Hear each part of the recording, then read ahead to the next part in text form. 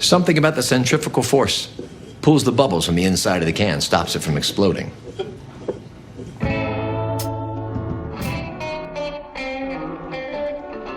Down goes Hamlin! Down goes Hamlin! It's over! He's done! He is done! Tight, tight, tight, tight, yeah! Whoa, take it easy. I ain't exactly Quasimodo over here. Turns out poor Howard didn't provide any real resistance at all. He fell for the elaborate scheme of Kimmy Corleone, hook, line, and sinker. The experience points of seeing them pull this exact type of scam on Chuck provided no value whatsoever to Howard. He knew he was being scammed, but he never realized he was being duped by his own PI, which in itself required an elaborate pre-heist hoax in its own right. Kim wins. Again. Truth is, she doesn't lose too often. Even when Goodman played Kim and made her the sucker, she still got what she ultimately wanted. And just when she was threatening to break up with him, she instead got him to marry her. Kimmy has since proven to be a master con artist in her own right, superior to her mentor who had awakened the slippin' Kimmy inside her, where she is now on the fast road to truly becoming Kimmy Corleone. It was all fun and games until poor Howie got killed.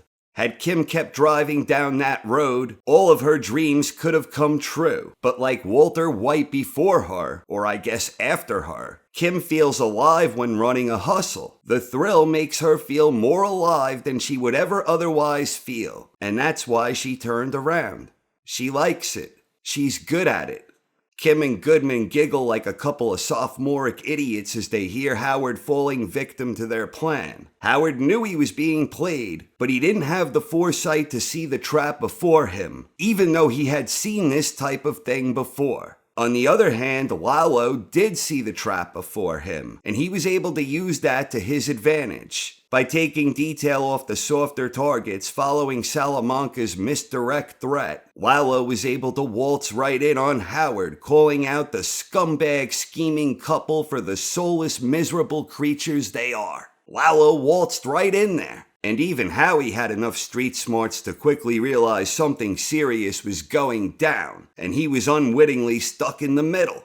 Nacho got to go out on his own terms where he found some degree of redemption in sacrificing his own life with the intention of keeping his old man out of harm's way. But this wasn't the case with Howard. Nacho knew he was willingly marching to his own death, whereas Howard certainly expected to leave Jimmy and Kim's alive and well. But unlike Nacho, unless some whopper of a reveal about his past is forthcoming, Howard never really needed redemption. Even right to the end, he was ready to get as down and dirty as he gets to fend off Kimmy and Goodman, but he still never did anything truly underhanded. He simply hired a PI, who was a plant for Kim and Jimmy. The Cheryl factor should come back into play. Howard warned her that she may hear or see something. Surely Howard not coming home might set off an alarm bell or two. And then there is the fact Howard shook a few hands and had his paws all over the wheelchair. So someone having a bad reaction to the drug residue from Howard's hand could still come into play. This circles back to Kim taking a bad choice road, where her reckless behavior resulted in unintended consequences that potentially put others in danger. This was the opposite of young Kim, when she made a good choice, rejecting her drunken mother and marching home 3 miles with her cello. But Kim's bad choice road here had a precedent, dating back to when she visited Salamanca in prison. As Mike told Saul, she's in the game now.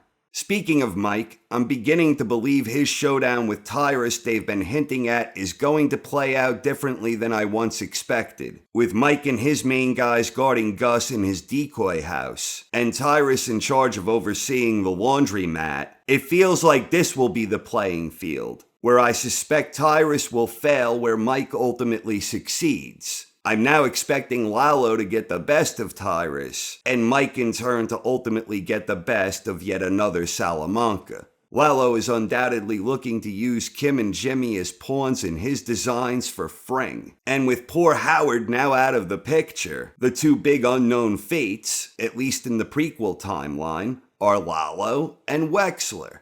And now their worlds are once again directly intertwined. Given the fact that Lalo has a blend of Gus and Mike, adding Kim into the equation seems like it could tip the scales in favor of Salamanca. Lalo has the strategic intelligence of Gus, and he likewise has the formidable aptitude of Mike. Lalo spends a lot of time thinking like Gus, and he spends a lot of time waiting around and watching like Mike. Lalo is always well prepared. Even in the scene with the 1-hour power nap, that was just Lalo being overly prepared. His mind and body are in perfect harmony with his mission, and he was awake before the alarm even went off. Coercing a master con artist like Kimmy Corleone to help with the effort should surely make Lalo Salamanca even more imposing. I'm beginning to wonder if Lalo and Wexler both don't survive into the Breaking Bad timeline, and if one or both of them may still have a role to play in Gene's story.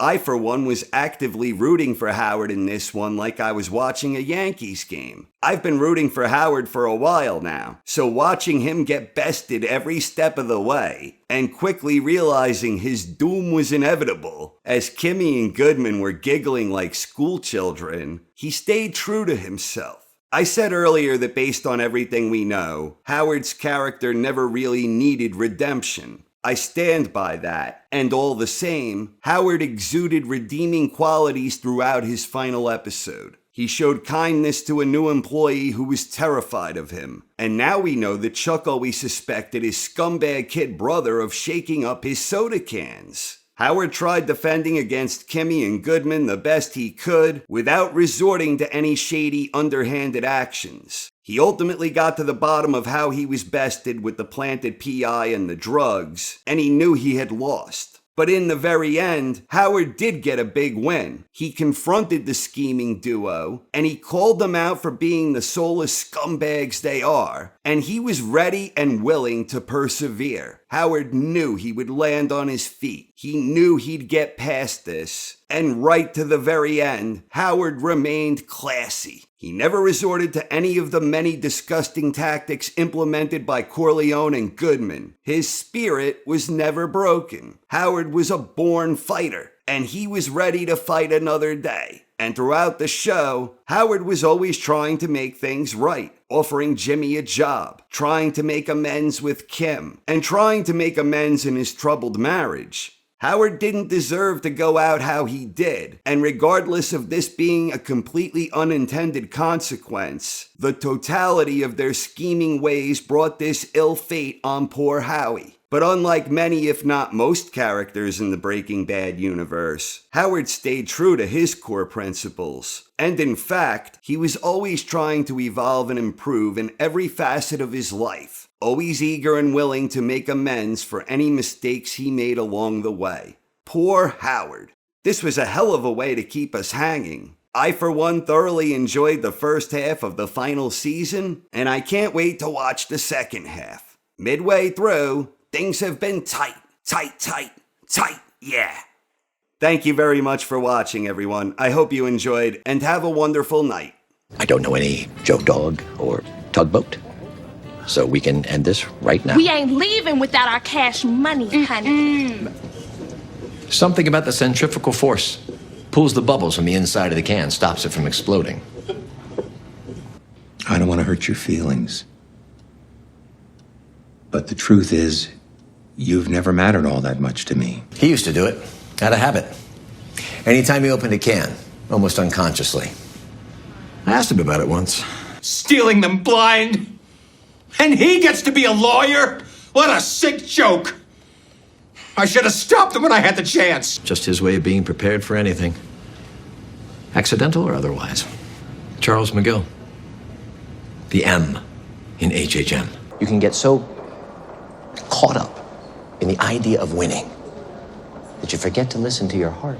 At the end of it, he might never be able to practice law again. He doesn't deserve that. I've worked my way through worse. Debt, depression, my marriage falling apart. You get back in the car, bust the speed limit, and you'll still make that lunch. Jimmy, this is where I need to be. I liked it. I was good at it. Screw the money. You did it for fun. You get off on it. You're like Leopold and Loeb, two sociopaths. All right, that's enough. I think it's getting worse. In fact, it's possible you might hear or see something. Who is this? That, my friend, is Albuquerque's public enemy number one. You know, Quasimodo predicted all this. In the end, you're going to hurt everyone around you. You can't help it. So stop apologizing and accept it. I think I'm in the middle of something. There's really no need to... You're done. You are done.